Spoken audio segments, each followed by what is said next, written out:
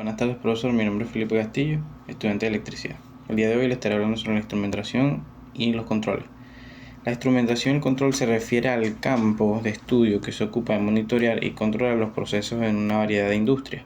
Esto puede ir desde una manufactura de electrodomésticos hasta la producción química de algunos materiales.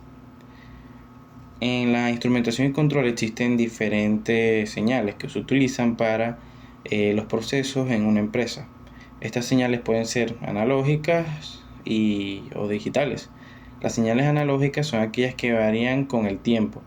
Por ejemplo, tengo una señal que varía de 0 a 10 voltios. Las señales digitales son aquellas que continuamente brutan entre dos valores discretos, como 0 y 1, en un sistema binario. Las características estáticas y dinámicas de estos instrumentos se refieren a la forma en que corresponden ante cambios en las variables de entrada. Las características estáticas se refieren a cómo responde un instrumento en estado de equilibrio, mientras que la característica dinámica se refiere a cómo responde a un instrumento, a un cambio o una perturbación en lo que sería la variable de entrada. Los instrumentos de medición constan de varias partes, como el elemento sensor, el transmisor indicador y la fuente de alimentación. El elemento sensor es el componente que convierte la variable medida en una señal eléctrica.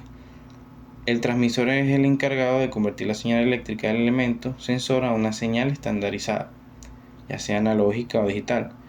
El indicador es el dispositivo que muestra la información de la medición en una forma comprensible para el usuario. Bueno, esto es un tema muy extenso y estos instrumentos tienen varias clasificaciones. Esto va dependiendo de su función. Por ejemplo, los instrumentos de medición de temperatura, que incluyen termómetros de mercurio, termómetros digitales o parámetros de infrarrojos.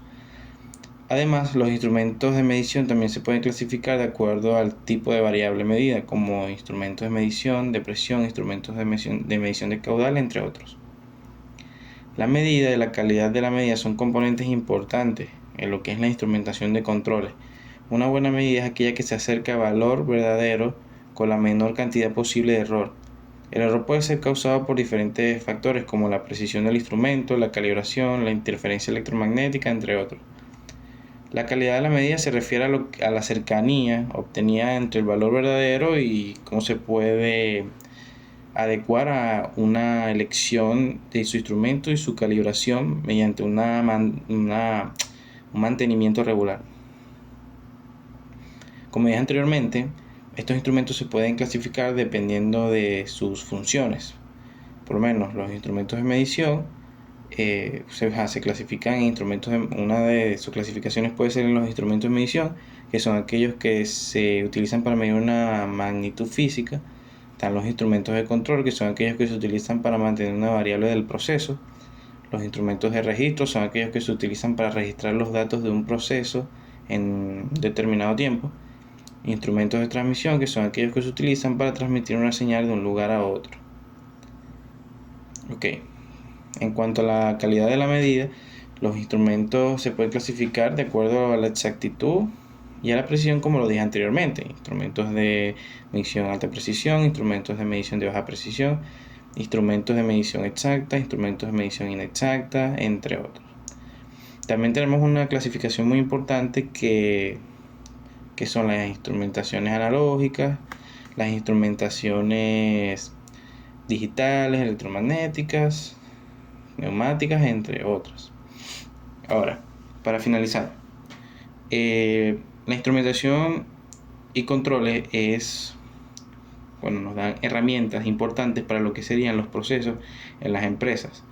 Estas instrumentación y controles se encargan de mandar y recibir señales para que se cumpla un determinado proceso. Esto mediante diferentes herramientas y características que permiten que reenviar o recibir una señal.